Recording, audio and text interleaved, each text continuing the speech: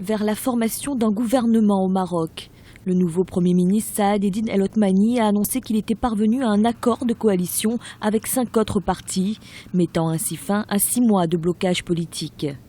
Un accord dû notamment à l'intégration de l'Union socialiste des forces populaires, condition sine qua non imposée par les libéraux du milliardaire Aziz Aranouch, proche du palais et contrepoids face au parti islamiste. Saad Eddine El Othmani a peut-être trouvé la solution à trouver. Ce qui bloquait en fait, c'était l'intégration de l'USFP, de l'Union socialiste des forces populaires, à la coalition gouvernementale. L'USFP est quand même un parti traditionnel au Maroc, un parti qui a son poids dans l'échiquier politique marocain, et Saad Eddine El Othmani a donc vite compris que sans ce parti, peut-être la coalition serait un peu difficile. La nouvelle coalition s'appuiera sur 240 députés sur les 395 que compte le gouvernement, le parti Justice et Développement ayant à lui seul 125 sièges.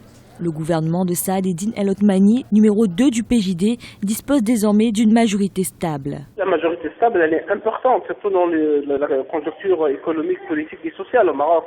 Actuellement, une majorité stable permettra de mieux négocier les dossiers. Et là, le gouvernement Othmani donc aura aussi à rattraper le retard, parce que 5 mois d'absence du gouvernement, c'est beaucoup de lois qui sont bloquées, beaucoup de projets qui étaient donc ajournés jusqu'à la nomination du gouvernement. Le nouveau gouvernement pourrait être formé au plus tard dans une dizaine de jours. Le Premier ministre a précisé que les priorités de la future équipe porteraient notamment sur le renforcement de la stabilité, la réforme de la justice, le développement des zones rurales et l'énergie.